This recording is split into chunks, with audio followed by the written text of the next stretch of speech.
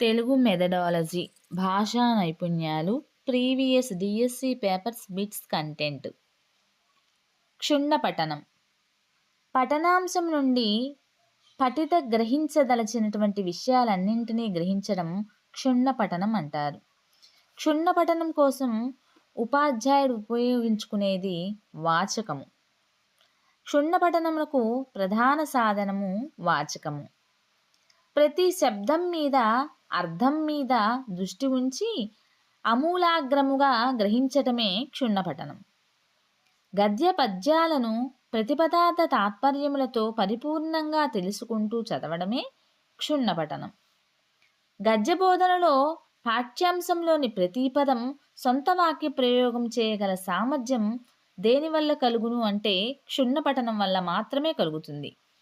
భాషలో లోతైన జ్ఞానాన్ని కలిగించడానికి, శబ్ద జలాభివృద్ధికి తోడ్పడేది క్షుణ్ణపఠనం.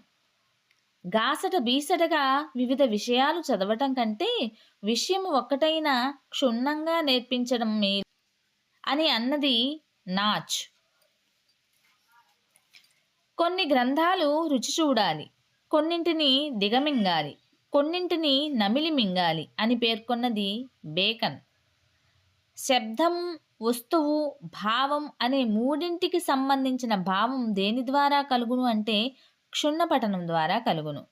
క్షుణ్ణపఠనంలో దేనికి ప్రాముఖ్యతనిస్తారు అంటే భాషకు మరియు శబ్దార్థ జ్ఞానములకు మాత్రమే ఈ యొక్క క్షుణ్ణపఠనంలో ప్రాముఖ్యతనిస్తారు.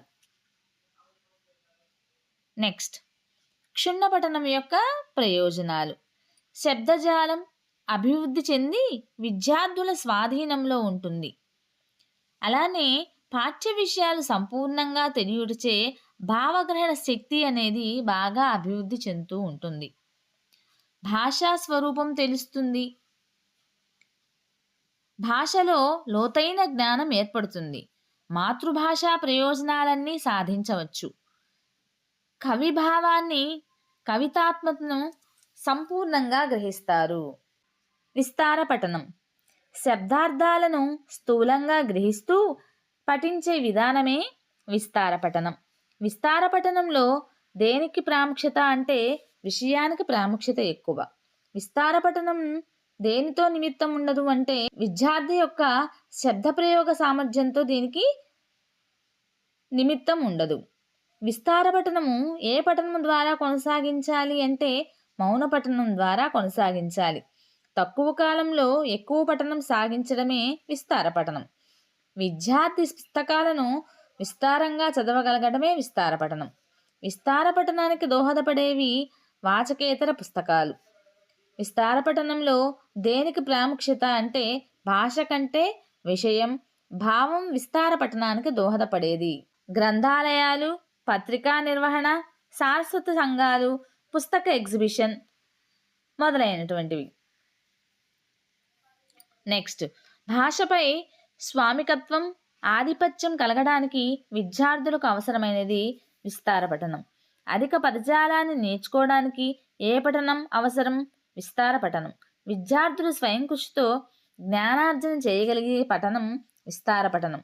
విస్తార పఠనం వల్ల ప్రయోజనము విరామ కాలాన్ని సద్వినియోగం చేసుకోవటం. విద్యార్థి సంపూర్ణ మూర్తిమత్వానికి అభివృద్ధి చేయడానికి దోహదపడేది విస్తార పఠనం. విద్యార్థికి స్వయం కృషిపై నమ్మకం పెరిగేందుకు దోహదపడే పఠనమే విస్తార పఠనం. ప్రాథమిక దశలో విస్తార పఠన సామాగ్రి కథలు, పంచతంత్ర కథలు, నీతి కథలు, పొడుపు కథలు మొదలైనటువంటివి. ప్రాథమికోన్నత దశలో విస్తార పఠన సామాగ్రి చారిత్రక కథలు, పురాణ కథలు, ప్రామాణిక కథలు, అలానే మర్యాద రామన్న కథలు, అరేబియన్ నైట్స్ కథలు, పర్షియన్ గ్రీకు కథలు మొదలైనటువంటివి.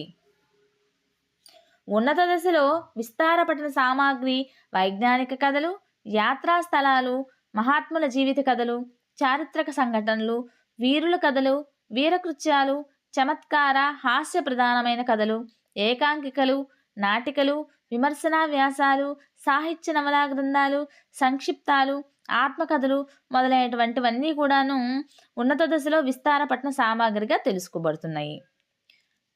నెక్స్ట్, కావ్యరస గ్రహణం, సారస్వతాభిరుచి, భావగ్రహణలో నేర్పు, ఉత్తమ గ్రంథ ప్రశంస, విమర్శనా శక్తి మొదలైనవి.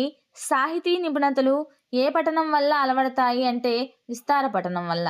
రచనా నైపుణ్యం విద్యార్థికి ఏ పఠనం వల్ల కలుగుతుంది అంటే విస్తార పఠనం వల్ల. సో టీచర్స్, మీకు కనుక ఈ వీడియో నచ్చినట్లయితే, ఇలాంటి వీడియోస్ మీకు కావాలి అనుకుంటే ప్లీజ్ లైక్ చేయండి, షేర్ చేయండి, సబ్స్క్రైబ్ చేయండి, అలానే సపోర్ట్ చేయండి.